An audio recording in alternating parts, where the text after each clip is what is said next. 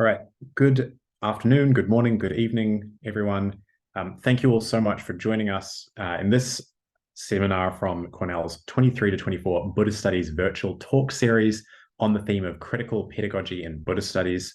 My name is Bruno Shirley. Along with ZK Payne, I'm one of this year's graduate student co-chairs of Cornell's Society for Buddhist Studies, which is a graduate student-led initiative. I'm so delighted to have the privilege of welcoming you today and of introducing today's speaker. Nathan McGovern is Associate Professor of Philosophy and Religious Studies at the University of Wisconsin-Whitewater.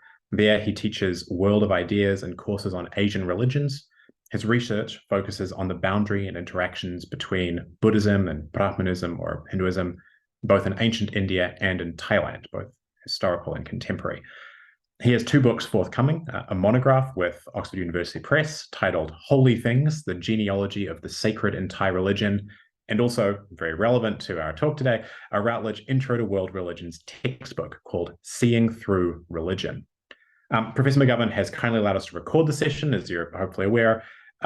Please feel free to keep your camera off if you're not comfortable with your face being shown in the recording. It will be listed online at an unlisted link. The talk today will last for approximately 40-45 minutes, followed by a Q&A session. If you have questions, you're welcome to write them in the chat, or you can wait until a Q&A to ask aloud. With that admin out of the way, please join me in welcoming Professor McGovern here with us today to discuss teaching Buddhism with Islam to combat Orientalist stereotypes. Nathan, over to you. Yeah, thank you so much, Bruno. Thank you, Sue, for that introduction. Thanks for inviting me. Thank you all for being here as well. So as Bruno was saying, I'm going to be talking today about teaching Buddhism together with Islam. And so my basic thesis is that whenever possible, Buddhism should be taught in conjunction with Islam. Now, I think the way in which Asian religions traditionally have been taught, that rarely happens. And there, a lot of reasons for that. One is that, well, if you're teaching a class on Buddhism, the class is on Buddhism and not about other religions like Islam. But even in a lot of other types of teaching where Buddhism would be part of a broader, like a survey class, for example, it depends on the way that class is conceived. But in a lot of institutions, including my own, UW-Whitewater, also my undergraduate experience at Franklin Marshall College, right? The main sort of survey class that would have Buddhism in it is Intro to Asian Religions. And Intro to Asian Religions, in spite of what the name says, usually means Intro to Religions of Asia other than Islam. And there are a lot of reasons for that, but as some of them are practical, some of them are historical. I think one of the practical reasons, so like where I am here at UW-Whitewater, the Intro to Asian Religions class is paired with another class called Intro to Western Religions, and Islam is very naturally, placed within the Intro to Western Religions class as an Abrahamic tradition. So Buddhism, Judaism, Christianity, and Islam get taught together in that class. So that would leave, the rest of Asia, so to speak, for the Intro to Asian Religions class. And also, there's another practical reason, which is that, often those who are hired in Asian, Asian religions positions don't have expertise in Islam. I mean, we're already asked to do a lot in an Asian religions position. And so, Islam can feel like a bit of a stretch there. Now, that's not true of everyone. Obviously, there are people who, especially now, there are increasingly people who are studying interactions between, say, Buddhism and Islam, whether in Southeast Asia or South Asia. But for a lot of us, that's not necessarily the case. So anyway, like I said, my thesis today is that whenever possible, we should be teaching Buddhism together with Islam or finding ways to do that. And rather than, sort of like directly, explaining why I see things that way, what I want to do is let that emerge from a discussion of the way that I teach, and also the way that I'm rating this textbook that Bruno referred to a minute ago.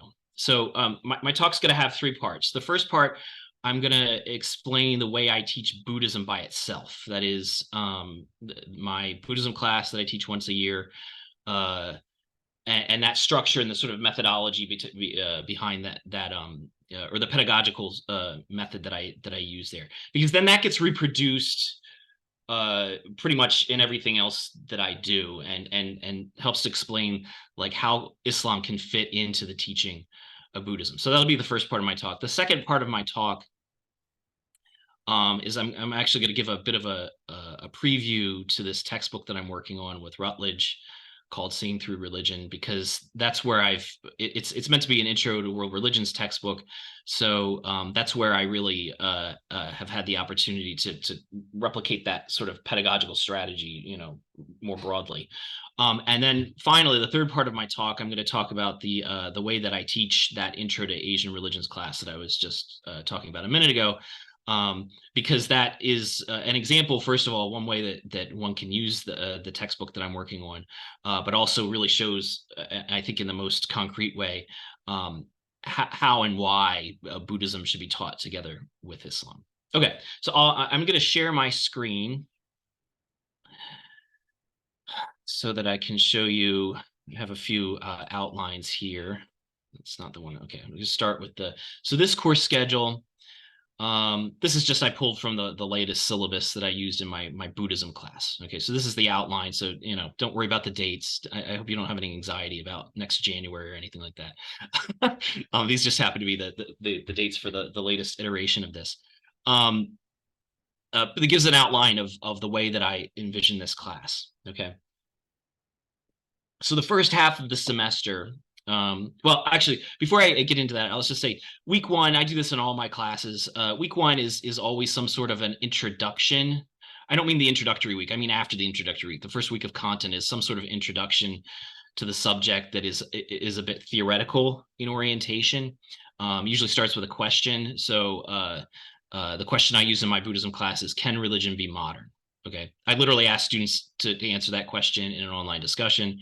And the point of that sort of method or theoretical introduction is to get students thinking about the issue of religion and modernity. Like, I don't care how they answer the question. The point is just to get them thinking about the relationship between religion and modernity. And this sort of like that idea of religion and modernity like sets the theme for the rest of the class, and that'll become clear as I explain what I do after that. Okay, the rest of the first half of the semester is based on readings from Thich Nhat Hanh's. I don't use a textbook in this class. The one book that they have to buy or get through the bookstore is Thich Nhat Hanh's Heart of the Buddhist Teaching. Okay, and you know, I love this book, and the reason I use it is for everything that it does well and everything that it does not do well. That's what makes it perfect. Okay. First of all, I think it's a really relatable, readable book. I read it myself, just you know, out of interest when I was in college. Like I can literally visualize where I was. I was living in a cheap apartment the first summer during college while I was working with a physics professor. That was my past life. I was a physics major at the time. And you know, it's just you know, spoke very directly to me at that age. And so I think that's one of the good things about the book. Another good thing about the book is I think that, you know, in spite of it not being a textbook, the basic principles of Buddhist thought, Buddhist philosophy, at least for say Theravada Buddhism and Mahayana Buddhism, are presented in that book, you know, fairly completely, and I think at a level that's appropriate for undergraduates. So all that is there. But on the other hand, the book is very much a Buddhist modernist sort of portrayal of Buddhism. So this is you know, a mark against it, but for my pedagogical purposes, that's actually a mark for it. Okay, so Thich Nhat Hanh never talks about you know, gods or miracles or anything like that, things that you know, those of us in the business know are part and parcel of traditional Buddhism. He's so thoroughgoing in not talking about anything supernatural or potentially unscientific or irrational, that he does not even mention at once, not once, reincarnation, which is, you know, astounding considering that, you know, I mean, like I teach students in rural Wisconsin. They're not the most cosmopolitan folks necessarily, but like pretty much anyone going, even if they don't really have any background, like going into the study of Buddhism, like, you know, or into a Buddhism class, I mean, is going to at least know that Buddhists, you know, believe in reincarnation, that this is a part of Buddhism. But Thich Nhat Hanh does not even talk about that. Okay. So anyway, for my purposes, this is perfect. This is the best book, the perfect book. Okay. So the next, 4 weeks, 5 weeks actually, are organized around the different parts of the book. So weeks 2 and 3, these are actually, the names are taken directly from parts 1 and 2 of the book versus the Four Noble Truths. Then there's the Noble Eightfold Path. That's part 2 of the book. These give, I think, you know, very useful introductions to him. The only thing I would say is that Thich Nhat Hanh's presentation, The Noble Eightfold Path, is a little idiosyncratic. Some of his translations are a bit idiosyncratic. The order in which he presents the path is not the standard order, but you know, otherwise these are you know, decent introductions to these ideas. Weeks 4 and 5 are taken from part 3 of the book. I don't remember what it's called, but it's sort of a hodgepodge of mini chapters on lots of different aspects of Buddhist philosophy. Like there's one on the 3 bodies of the Buddha. There's a chapter on the 3 jewels. There's a chapter on basically any of those little lists that you can think of. All of the lists that we have to teach students about Buddhism, they each get a little chapter in part 3. So what I did is, and you can see this in the italicized instructions, is I've gone through those chapters and figured out, okay, which one of these belong to, you know, early Buddhism / Theravada Buddhism. In other words, the things that would be pretty much accepted by all Buddhists. And then which ones are specific to Mahayana Buddhism, like say the 3 bodies of the Buddha. Okay. So that's so I divide them up, and you know, so they read half of it, you know, for week 3 and half of it, or excuse me, half of it for week 4 and half of it for week 5. Okay. That also starts getting them thinking about, not in a very deep way, but just recognizing that there are different like schools of Buddhism, and that eventually we'll have to talk about that. Now, last of all, week 6, I call this Buddhist Scriptures because that is what part 4 of the book is called. And what it is, this is the one part of the book that's not written by Thich Nhat Hanh. What it is a translation of 3 Pali suttas, including, most importantly for my purposes, the Dhammacakkappavattana Sutta. Okay. So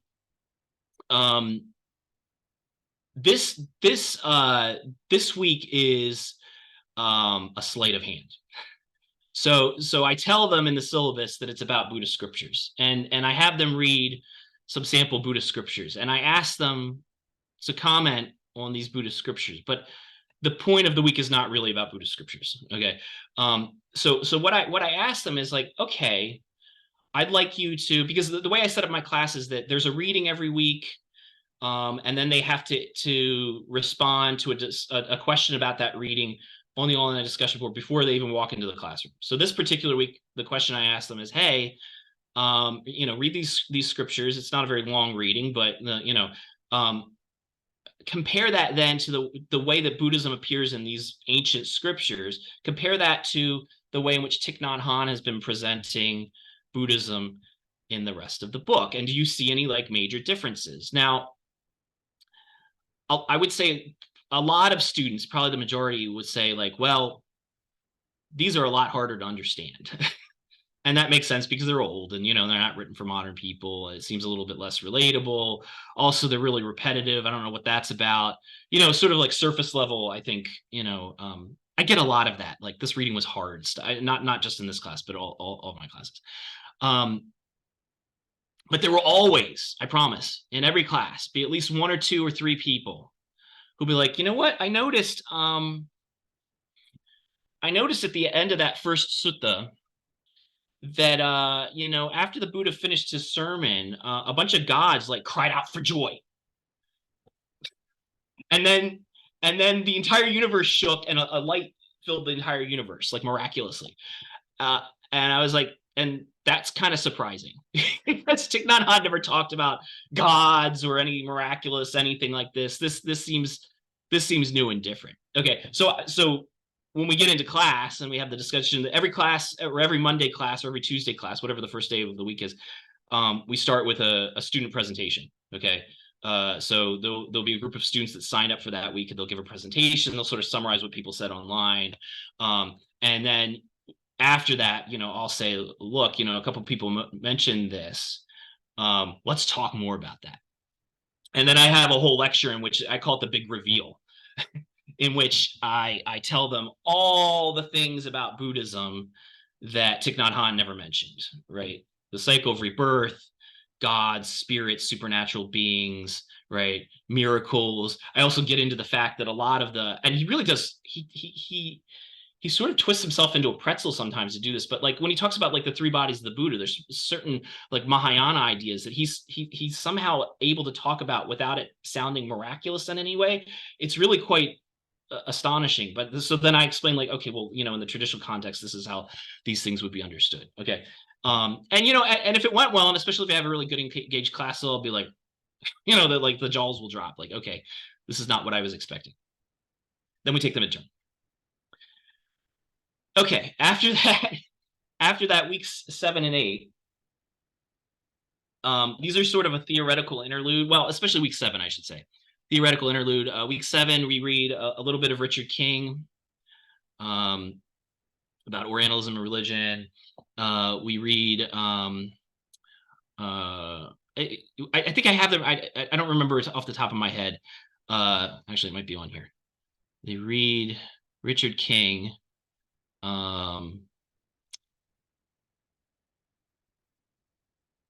Yeah, I think that's the only reading they have, but we also talk about Orientalism. So this is just to orient them to the idea that the study of Buddhism has a historical context, is tied up with colonialism, and this has implications for the way in which we think about Buddhism. And so I end that week basically by telling them, look, all these things that didn't get mentioned by Thich Nhat Hanh, they didn't get mentioned for a reason. Like, these are not the things that often are most appealing to Westerners who are being attracted to Buddhism. And you might not find them particularly appealing yourself, but, right, we have to remember the Buddhist tradition has been going on for over 2,000 years in a lot of Asian cultures, and we need to take those beliefs and practices seriously, right? It's not fair to the tradition to just say, close your eyes to aspects of the tradition that you don't like. Okay. Week 8, I call Buddhism in India. So I have them do a couple readings about Buddhism in India. Because they've already read Thich Nhat Hanh's book, they already understand like the nuts and bolts of the tradition, at least from a philosophical point of view, right? They even know that there's a distinction between Theravada and Mahayana Buddhism. So I'm able to get them to read, some fairly dense and difficult readings about India to sort of like, okay, this is the historical progression of Buddhism in India, early Buddhism, the rise of the Mahayana, tantric movements, and the Vajrayana Buddhism. And my goal there is like, I'm not training them to become Buddhist studies scholars, right? My goal there is not really to have them become experts on the history of Buddhism in India, but rather to get to use that opportunity to think about how can we approach the study of Buddhism as a living as a culture, not just a set of ideas, but as a culture in a particular context. Okay, in a particular regional context. And so I actually, during that week, when I go over the material that they're reading, I give them a set of 6 sort of categories to think with when thinking about a regional Buddhist culture. One is monastic Buddhism. Second is lay Buddhism. The third is internal divisions within Buddhism. The fourth is Buddhism interacting with, quote unquote, other religions. The fifth is Buddhism and violence. And the sixth is Buddhism and gender. Okay. And I give them just to begin with like examples of like how we can apply those categories to thinking about Buddhism in India. Okay. And then for the next 3 weeks, we take up the 3, other major regional traditions in Asia. So Southeast Asia / Sri Lanka, the Theravada world, that is, then Buddhism in East Asia, the Mahayana world, and then Buddhism in Tibet. Obviously, that includes more than Tibet, but we focus on Tibet, the Vajrayana Buddhist world. And in each of those weeks, I don't have a reading. Instead, I have them do their own research. And they each get a number. Each week, the numbers rotate. And so each number is sort of assigned one of those 6 categories that I just talked about. So each week they'll be doing, like one week, they might be looking at Southeast Asia and they're thinking about gender. Next week, it's like, okay, East Asia, but they're thinking about, monastic practice. Okay. So they get to rotate around. Everybody has a different number. So we end up getting enough coverage with the class as a whole. This, by the way, you'll notice I'm almost at the end of the syllabus. I hadn't said a damn thing about Islam yet, right? It's not actually written into the syllabus, but I would say, and this is obviously not this is not the type of class where it's best to teach about Islam at length. But I would say, even though I don't write into the syllabus in any way, Islam will come up naturally during this segment of the class. Okay, so for example, if somebody's assigned religion and violence and they're looking at Southeast Asia, they're probably going to find out something about the Rohingya in Burma, right? So every semester, right, Islam does come up, usually having to do with religion and violence, and the fact that there has been in several places violence against minority Muslims in Buddhist cultures and in Buddhist countries. Okay. The last week, just to complete the syllabus, is where I sort of bring things full circle and I say, okay, well, if we're talking about like different traditions of Buddhism, now let's look at what we learned from Thich Nhat Hanh and realize, well, this is actually its own tradition of Buddhism that scholars are calling Buddhist modernism, and it's a legitimate tradition in its own right. Right? It's not that this is somehow illegitimate. It's just that it's not representative of Buddhism as a whole. It's a new form of Buddhism that has arisen to sort of cater to the sensibilities of people in the modern world. Okay. So that's how I teach Buddhism. What I'd like to talk about next is this textbook I'm working on, which is called Seeing Through Religion. I have a contract with Routledge for it. It'll hopefully come out in, I'd say about 2 years. But the idea behind this book, and the reason why I'm talking about this next, how this transitions from the way I teach the Buddhism class, is sort of the ideas that are found in that Buddhism class are being written into this book as an introduction to world religions textbook more broadly. Okay, so I'm sort of like replicating that same thing to talk about world religions more broadly.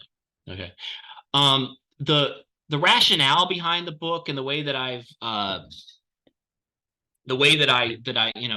sold it to Routledge, and what I think is valuable about it as an introduction to world religions is that it's meant to give teachers the tool to teach about religions in survey type context. It doesn't have to be intro to world religions per se, right? But any sort of survey type context, without making it be a mere survey. I think this is the bane of many of our existences, right? Is that our field has become sufficiently mature that we all realize that surveys are bullshit, and that like pedagogically, we need to have a broader point in our classes, and teaching surveys is such a pain because it so easily just devolves into one damn thing after another, right? Which is not good pedagogically, right? It's also not fun for anyone, not for us, not for the students, right? One damn thing after another is boring as hell, right? So the goal of this textbook is to help teachers to find ways to. Okay, because this is the other problem. In spite of the fact that we hate survey classes, most of the classes that we have to teach are survey classes. Right? Like they're on the books. They're usually what we're encouraged to teach. Like where I teach, it's not just that. Like it's also that it's very difficult to teach any class at all for me other than Intro to Asian Religions, and that has to do with a lot of sort of internal pressures at my school. I teach at a regional comprehensive, right? Regional comprehensives, for those of you who don't teach at them, are very much, uh, this is true at, I think, in any type of institution, but in particular the regional comprehensive, right? They have they're kind of like glorified whitewater trade schools. Like the whole ethos is the whole purpose of the degree is to get a job, so your major should have the title of your job in it, right? Which has a horrible effect, not just on the humanities, but frankly, all of the liberal arts, but particularly humanities and particularly religious studies. So what it means is it's very, very difficult to get enrollment in our classes, period. And so like it always goes to the lowest common denominator. Like, our business students, our school is dominated by the business school. Like our business students have an international requirement. So they'll take my classes, but when they're picking, what are they going to pick? Well, they're going to put something that says intro in it. They're going to pick something that's 100 level, right? So a lot of us have to teach survey classes like this. And like I was saying, see through religion is meant to help those of us who are just by circumstance required to do this, but to do it in a pedagogically sound way. Okay, so the way I've set up the book is that most of the chapters of the book in this part 2 here deal with either a particular religion or group thereof or something. Some of them are a little bit, I'll talk about them individually in a second. Some of them are more thematic, but they're meant to illustrate a disconnect, just like my Buddhism class, a disconnect between a common misconception about the religion in question and like the more sober reality on the ground. Okay, just like my Buddhism class was set up like, okay, in the West, people typically assume that Buddhism is just a philosophy and not a religion, right? Like, and then, okay, here's the reality on the ground, right? Like everything is set up that way. But then there's a broader framework to show like, well, why is that the case? Okay. So that's the way the book is set up. So part 1, I also have this metaphor that I use in the book, which is a metaphor of glasses, right? That it's better to think of religion not as something out there in the world, but rather as a pair of glasses that we see the world through. It's an ideological construct. So once we call something a religion, we're seeing it through a certain pair of glasses, and not the glasses that like correct our vision, kind of glasses like, I don't know, like red tinted glasses that make everything look like a different shade of red.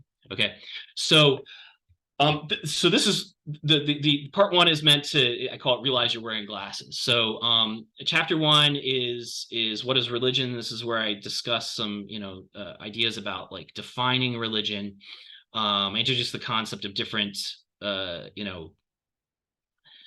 different ways of defining things like monothetic definitions, polythetic definitions. But I end by saying, like, to understand religion, we really have to understand it as a concept with a history, and that history is primarily a Western history that was then universalized during colonialism. Okay. Chapter 2 is on the surface the chapter on Christianity, and I do talk about like the history of Christianity, the basics of Christianity. But I also at the end of the chapter show that the characteristics that we associate with religion, right? A common polythetic definition of religion is always going to be some sort of generalization of particular things in Christianity. Right. In other words, these glasses that we're wearing, right, they're not red tinted glasses. They're like Christian tinted glasses. So just like red tinted glasses makes everything look like a different shade of red. So, religion is a pair of glasses that makes everything look like a different shade of Christianity. Okay. And then chapter 3 is a chapter on colonialism and Orientalism to sort of introduce these concepts to students so they realize, just so they understand, like, okay, well, how did this happen, right? I mean, the colonial period is sort of pivotal for like the universalization of the concept of religion. The meat of the book, of course, is in part 2, which I call Learn How the Glasses Work. So each of these chapters takes up either a particular religion or set of religions or theme in order to, like I said, just as in the Buddhism class, set up this dichotomy between like popular perceptions and reality. Okay. Chapter 4 is where I teach, or where I introduce, this is really a chapter on Judaism and Islam, but treating them together. This one, I think I put it first because I think for students it's the most simple. It's like they're very well-known forms of prejudice, namely anti-Semitism and Islamophobia, and how these relate then to the reality. Okay, chapter 5 is on Hinduism. In this chapter, I ask, is Hinduism polytheistic or monotheistic? Often in the West, it's assumed that it's polytheistic, but many Hindus would say that it's monotheistic. And so discussing like, are these words even valuable? And I basically argue that they're not. Chapter 6 is Buddhism, a philosophy or religion. Well, I already explained my Buddhism class, so you understand what this chapter is going to be about. It's sort of like a condensed version of the argument I make in my class. Chapter 7, this is the first, well, not the first chapter, but it's a chapter where I don't deal with just one religion. I deal with Chinese religions together. It's a chapter on Buddhism, Confucianism, and Taoism, with the emphasis being put on Confucianism and Taoism because they already learned about Buddhism in the chapter before. But I treat them together because these religions are so intertwined in China. And so this is an opportunity to realize like, hey, religions don't actually have to be mutually exclusive. We assume that in the West, but that's not, that model breaks down, especially in China. Sort of rolling with that theme, I then have in chapter 8, a chapter just on Indian religions with the theme being inclusivism, right? Inclusivism as it operates in Indian religions. And this allows me to introduce, the broader spectrum of religions that are found in India beyond just Buddhism and Hinduism. So, for example, Jainism and Sikhism. Chapter 9, this is sort of an exception where I talk about sort of a subsect of a religion, where I talk about Tibetan Buddhism, or really more specifically Vajrayana Buddhism. This is an opportunity to get students to think about, okay, is it okay for religions to change, right? There's this prevailing assumption that like real religion is in its origins, and yet Vajrayana Buddhism is so different from early Buddhism. That doesn't make it any less valid. Okay, so that's the point of that chapter. Chapter 10, I'm not going to say too much about the last few, but chapter 10 is a chapter on secularism, basically, and sort of like problematizing the idea of the secular as if that's a universal category. Chapter 11 revisits Judaism, and last of all, chapter 12 deals with indigenous traditions. Now, part 3 is sort of returning back to part 1 and the theoretical frame of the book. Chapter 13 I call Your Martin Luther. This is where I discuss the Protestant Reformation, and I'm able to show very like blow by blow, right? Like what are the very specific Christian and specifically Protestant ideas that lead people in the modern world to make the types of assumptions about religion that are found in part 2. Okay. And then that's explicated a bit more in chapter 14, where we see like, okay, how does this work? Like, not just like, okay, hey, there are these myths about these religions and then the reality, but like, where do the myths come from?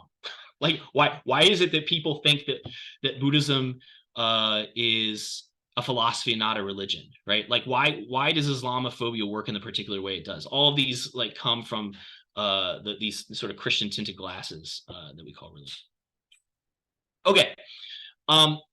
Last part of my talk, I'm going to show rather how this can apply to a particular class. So I'm going to talk about my Intro to Asian Religions class. If I can, sorry, I don't know how to.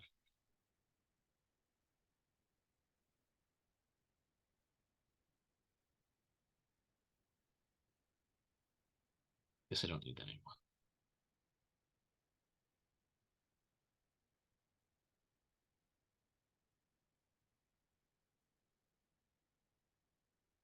Okay.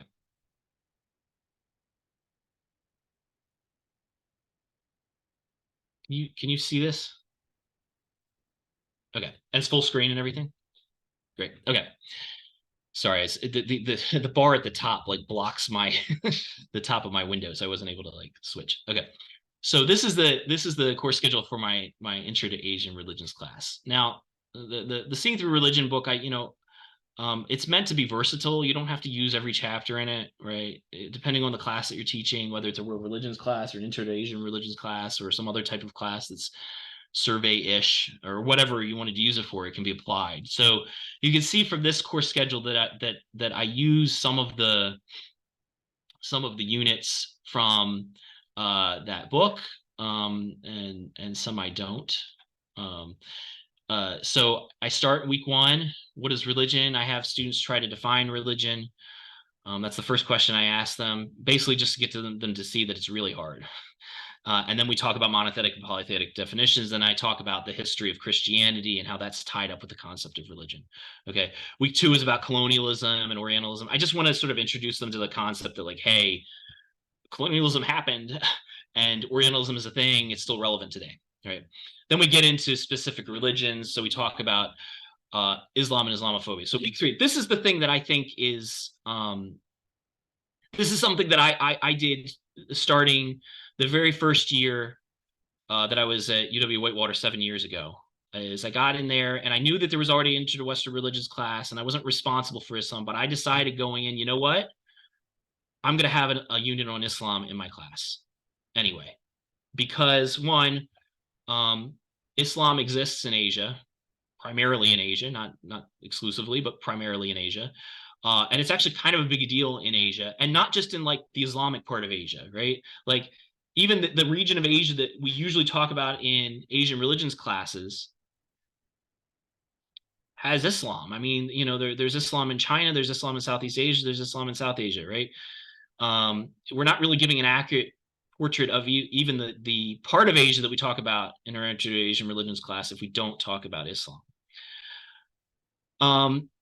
And then of course next is the unit on Buddhism, which is very similar to what my Buddhism class as a whole, but much more condensed.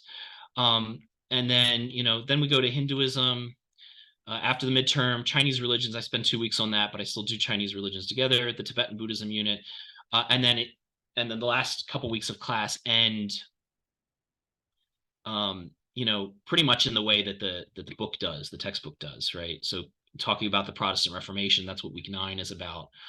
Having students apply what they've learned about Protestant and Christian theology to understand, like, hey, where did all these myths about religions come from, right? And then sort of like a final week in which I try to make the case for religious studies and why it's interesting.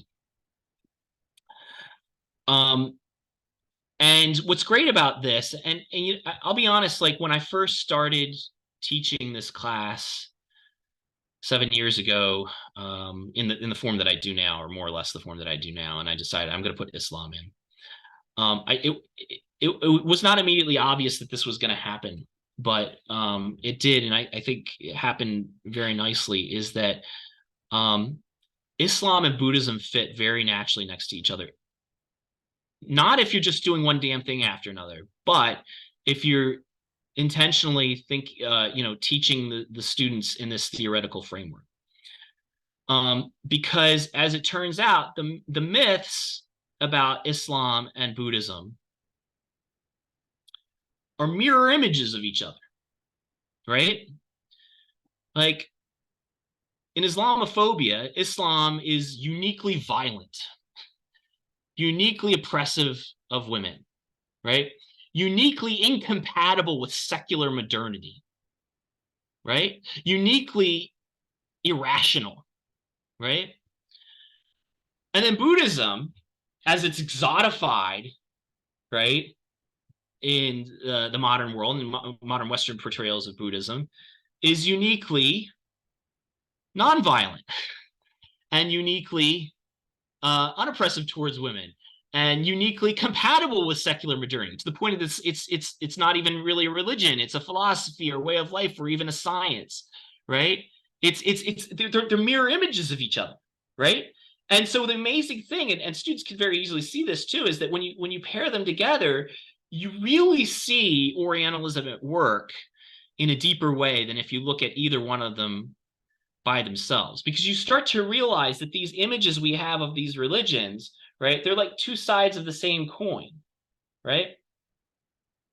And I think it's really helpful to do that, like from both sides of the coin, right? Because you can, tell students till you're blue in the face, right, that Islamophobia misrepresents Islam. But it's a lot easier to see that if you can see, like, oh, a lot of these things that get said about Muslims are also true of Buddhists, who supposedly are the exact opposite, right? Like acts of violence or oppression of women, or even like polygamy, right? In a lot of Buddhist cultures, right?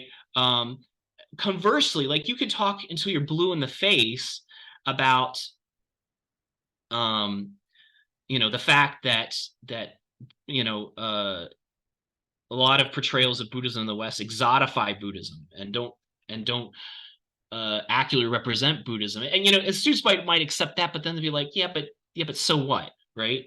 Well, the so what is that it gives this false image of Buddhism that can then be played off of, say, Islam, right? And if you look at them together, you could really see that clearly, that these are actually two sides of the same coin. That the exotification of a religion it's not harmless, right?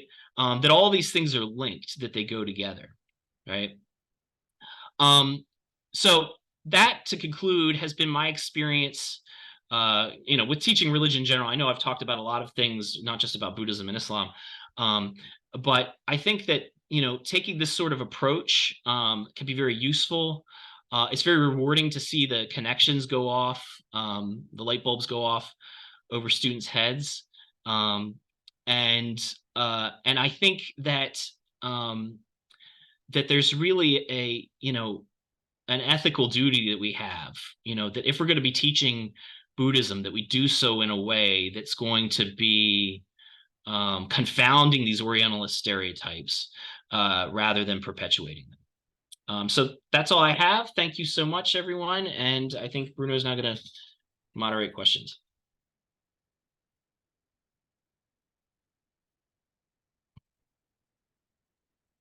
Thank you so much, Nathan. That was absolutely fascinating. We are a relatively small group. We're definitely well into the sort of mid-semester time period when it comes to Zoom engagement. So if you have questions, feel free, as I say, to either write them out in the chat, or you can use the hand raise function here on Zoom, or of course you can physically put your hand up if you want to put your camera on. To start us off, though, we do have a couple of questions in the chat already. So Audrey's asked, and she's asked that I read this out. If we go back to this idea of modernist Buddhism, and she asks specifically, does modernist Buddhism cater to the sensibilities of the modern world or the Western world? And I suppose if you'd like to just sort of elaborate on that distinction. My first Buddhism teacher was David McMahon at Franklin Marshall College. I'm a sort of a, well, this might be exaggerated, but a devotee of his work, and I think that his work on Buddhist modernism has informed my thinking a lot. In fact, I have my students in my Buddhism class read something that he wrote about it. And he makes the strong argument that Buddhist modernism is about the modern world and not just the Western world. Now, obviously, the modern world has something to do with the Western world insofar as, colonialism involved primarily, Western powers, colonizing, other countries. And that has led to a certain Western hegemony today. So it's not that, obviously, that the West is important to modernity in a particular way, but nevertheless, Buddhist modernism is not it's not equal to Western Buddhism per se, because Western Buddhism would include diaspora communities that are not necessarily going to be totally modernist in their thinking, but it also includes this would be probably the minority in a lot of contexts, but like people in traditional Asian Buddhist cultures who are attracted to sort of modernist ideas, like Thich Nhat Hanh, for example, right? The book that I use, right? So like Buddhist modernism, I don't think should be conflated with Western Buddhism. Thank you so much. We have got another question from Audrey in the chat, but I see that Eric's just put his hand up. So in the interest of going back and forth, Eric, would you care to unmute yourself there? Hey, Nathan. So I just have a question about, well, I have a bunch of different questions. I'm going to ask a question about the sort of the pedagogical choices and consequences, right? Since you make different choices than I do. So I'm kind of curious to know how they play out. So I'm thinking about the Introduction to Buddhism class. And I noticed in that second half, when you turn to the regional Buddhisms, you're like, you have the students go out and do their own research. And I was like, holy crap, like, how does that work in terms of framing and guidance and structuring? Because I got to be honest, imagine, when I set that up, I would intentionally choose readings across the traditions with the hope that they resonate with each other cumulatively, right? So whether it's dealing with philosophy or sociality or institutions or practice or ritual or morality or whatnot, I would frankly want to guide, certain kinds of issues, topics, right, that are thrown out there. That's just my instinct, but also just to sort of create a kind of building resonance. So I'm just wondering, how literally does it work? Yeah. When you talk about throw them out to do their own research, and what are the strengths and drawbacks of choosing that way of exploring Buddhism regionally? So yes, it is scary to do that as a teacher, I know, because you lose control. But I mean, I think any foray into abandoning the coverage model in teaching is scary for the same reason. I mean, that fear comes in like the entire class, not just that part. But I share your fear. In fact, I've even been thinking about like switching it and doing what you said because it bothers me sometimes. But I would say, okay, like an actual experience, because this I've been doing this for 7 years now, 8 sort of, because I did this at Dalhousie too. I think there are strengths and weaknesses to having them go out. I think that one of the strengths is that anything that they do themselves, they're more likely to remember than something that I force feed them. So that's always a strength. The first several years that I was at UW-Whitewater, the Buddhism class filled, so we would have 30 students. I think it worked a lot better then, because then we had a good number of students. Some of them would be shitty researchers, some of them would be much better, right? And also there would just be enough of a variety. You really get a robust sort of picture of the region for the research that could then be presented by the student presenters that week. Since COVID, enrollments, for really all my classes, and also a lot of humanities classes have dropped. I think part of that has to do with demographics. Part of it has to do with, I don't know, the fact that we live in a dystopian hellscape. I don't know. Anyway, so now the last couple years, or 3 years, I guess I'd say, Buddhism has been in the teens. Okay. So that I would say it works a little less well in that case, because then you're lucky to have like 2 people doing a particular one of those 6 topics. Okay. However, on the other hand, in class, I can then sort of guide them more. So like in the Mahayana section, like I make sure that they, that they understand the deep relevance and importance of Pure Land Buddhism. Okay, that's something that's important to me, something that I want them to like, that this is something very important to this region. And I do that for every section. So I'm able to, in class, guide things a little bit, even though there's not a reading, there's still me, right? I think, I mean, I'm still leaning towards like, I feel like it's working well enough that I want to continue it. It's not the entire course. It's 3 weeks out of like 12. I think it's important to have them engaged in some way. And almost every class I have has at least 1 week where students are doing their own research about a topic rather than a reading. But I mean, that's how well it's worked, I would say. Yeah, no, I totally understand that. And I have to say, I mean, I don't provide more structure because I'm afraid of losing control.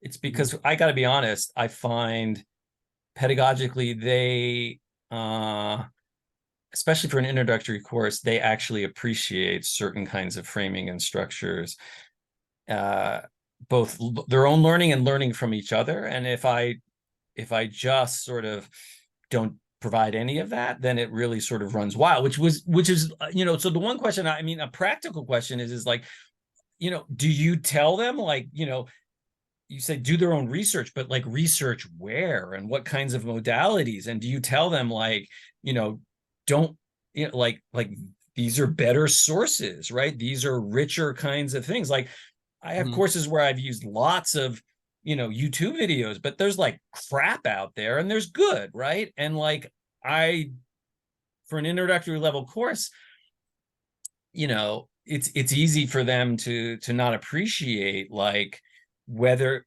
those are primary, like whether those are videos that are just sort of documentary primaries of empirical realities versus scholarly takes, right? Like there are strong and weak versions of that too. And the better students can see that in somewhat intuitively, but others don't really have that, that kind of filtering capacity. So I'm just sort of wondering at a practical level how you help them do their own research in a way that's going to be productive for them and for their fellow classmates. Because if I didn't give any kind of guidance or whatnot, that it could really just sort of, they could be picking up, strange pieces of journalism, strange bits of, video online, this, that, and the other thing, much less how to tether them together into a more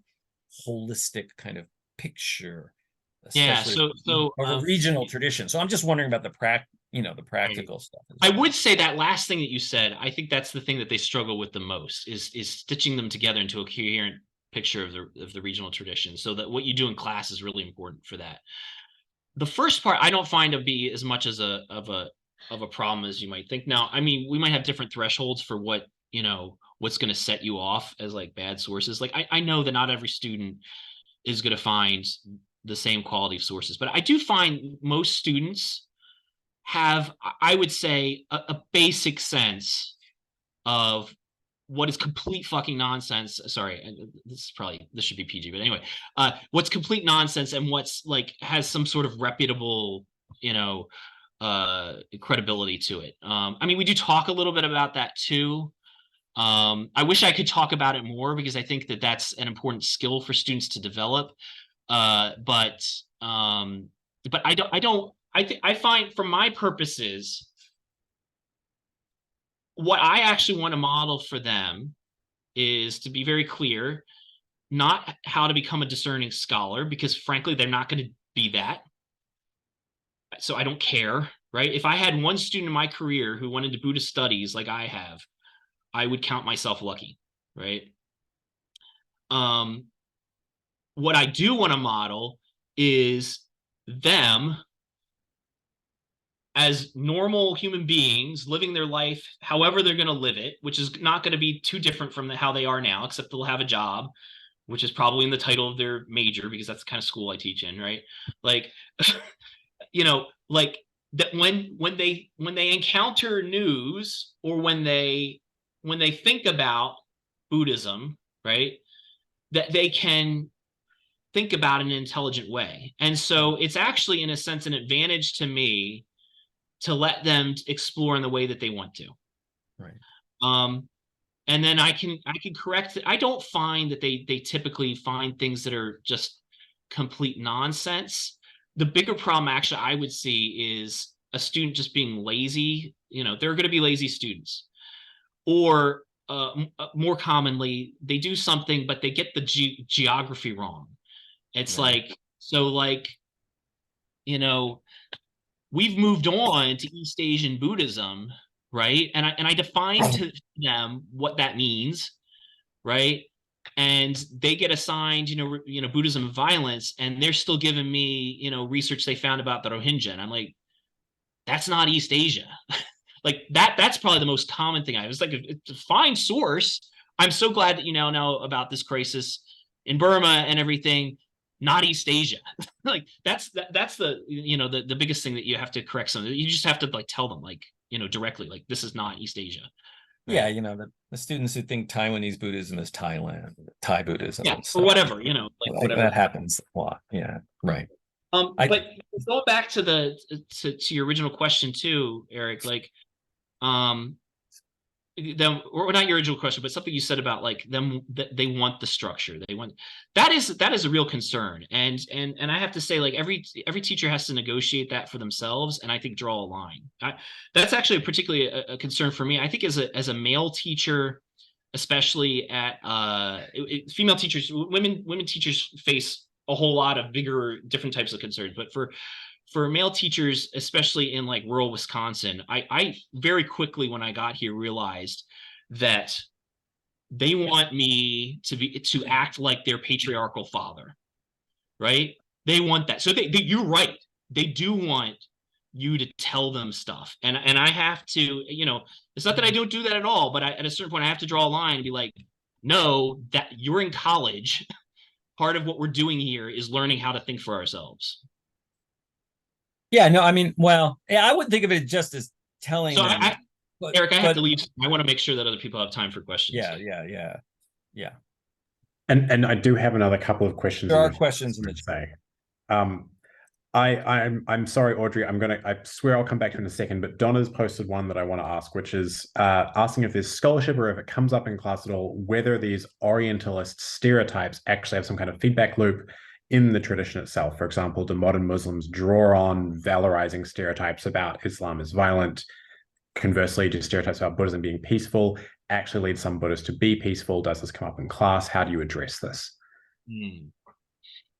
I mean, I don't know enough about Islam to comment on that. But for Buddhism, well, I mean, certainly, yeah, in Buddhists within the tradition can draw upon those sort of exotified stereotypes. I haven't found that to come up in class. I would imagine in a different type of institution that it could. I don't know exactly what you mean by come up with in class, but I mean, like where I teach, students, I very rarely would have a student that comes from a traditional Buddhist tradition, right? Or traditional Buddhist culture. I mean, in fact, I don't know. I probably have, but I can't even remember that I ever have. Students are predominantly white, rural. Their view of the world is like this big. I'm lucky to get them in the Buddhism class at all. You know, I have a friend who teaches in a similar type of school in Georgia. She can't even teach Intro to Buddhism anymore because nobody will sign up for it at all. And I'm down to the teens, so I count myself lucky to be at a rural comprehensive school and I can still get numbers in the teens. So it doesn't really come up, but I could see it coming up in a different type of institution. Yeah, I guess what I'm thinking is, we got a recent example of a group of Muslims who, citing their religion, have engaged in some really difficult, grotesque forms of violence. Now, these are modern Muslims. These are not people drawing on some ancient tradition.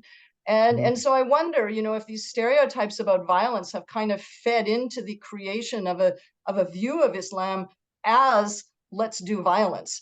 Now, that can't be very widespread across the Muslim world, but, it's very topical right now. Right. But you're saying it never comes up?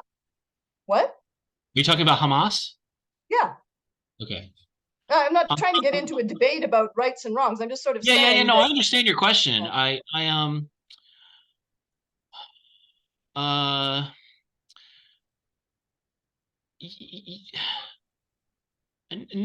I don't. I haven't found that come up. I don't exactly know what you mean. Like, what do you imagine coming up? I don't like. What do you mean exactly? Well, because you're talking about it's a stereotype. It's Orientalist to view Islam as violent, but then you've got a group of Muslims. Oh, yes. Okay. Yeah. Their religion while they commit violence. So it's not always a stereotype, but. Right. But I'm not saying there's no such thing as Islamophobia either. I'm just saying, does this instance come up in class? Okay, so if you're asking, Bruno, do we need to? No, well, I mean, probably actually yes, but I'm excited by this now. And I was hoping I could jump in. On the opposite side, I've had students very aggressive, and other people as well, very aggressively tell me, well, no, of course they're not good Buddhists, or they're not really doing violence, because we all know Buddhists can't be violent. Yes. That was in my mind when I read your question. So Bruno, yes, I did see that at Dalhousie. in Halifax. I don't see that here, and that's because I don't have students that are committed enough to the tradition in any form that they're gonna do that. But back to Donna's question, it did come up a bit because of the Hamas thing. I think I even brought it up actually in my intro class, and we were actually doing the review for the midterm and talking about it. And what I find, even with my rural, not particularly cosmopolitan students, they're a bit keen to just like jump on the anti-Islamophobia bandwagon to the point of it not being articulated in a very coherent way. So yes, getting to what you were saying, Donna, like thinking like, okay, well, Islamophobia is wrong. That means like Muslims are totally peaceful and it's not violent at all. Well, that's ridiculous. And I tell them, so I usually most semesters I have to tell them, like, just to be clear, the problem is with Islamophobia is not that violence doesn't exist in Islam or that oppression of women doesn't exist in Islam. Of course it does. It exists in every major religion, in every civilization, right? It's this idea that somehow like that Islam is uniquely violent or uniquely oppressive of women, right? That's what Islamophobia is about, right? It's, I usually talk very specifically about terrorism is like, Islamophobic sort of thinking about terrorism would be thinking like, well, terrorists are representative of all Muslims, like all Muslims are terrorists. But it's also like thinking that, well, because sometimes the Islamophobes will say, well, maybe not all Muslims are terrorists, but all terrorists are Muslim. That is also not true. Like there's terrorism in other religious traditions and other non-religious traditions, right? So it's not a matter, and actually that's something that I always make a point of saying in my Islam unit in every Intro to Asian Religions class, that specifically what I just said now about terrorism, because that's, I think, the biggest thing about Islamophobia that students are going to be aware of is just being aware of that terrorism is a global phenomena. It's found in lots of traditions. You would never think like I usually give the example is like, hey, the KKK is basically a Protestant terrorist organization, right? They're anti-Black, but they're also anti-Catholic, anti-Jewish, right? They come from a very particular religious perspective, or historically did anyway, right? Nobody in their right mind would think that they're, like within America would think that they're somehow representative of all of Protestant Christianity, right? So why would we think that of, say, Islamic terrorist groups? Right. No, that's a good answer, and it's a good way to make distinctions in class. I'm still wondering, but I don't think we can answer it here, whether these Orientalist stereotypes about Islam as violent have actually fostered an image in modern Islam that somehow violence is a legitimate tool. But that would be an area that, I mean, that sounds plausible, although I'm not an Islamicist, so I wouldn't want to comment. Okay, thanks. I'm afraid to say I do now need to do the moderator duty that you thought I was doing 4 minutes ago, which is to say we are now past the hour. I'm very sorry to cut this off when we're in the middle of some really good conversation, but I'm conscious that some people may need to hit off. Thank you so much for this, Nathan. Thank you, Eric, Donna, Audrey in particular, for your really wonderful questions. Audrey, I'm so sorry I didn't get to your second one. But yeah, this has been really, truly wonderful, Nathan. Thank you. Okay, thank you, Bruno. Thank you, everyone. Take care. Have a good day.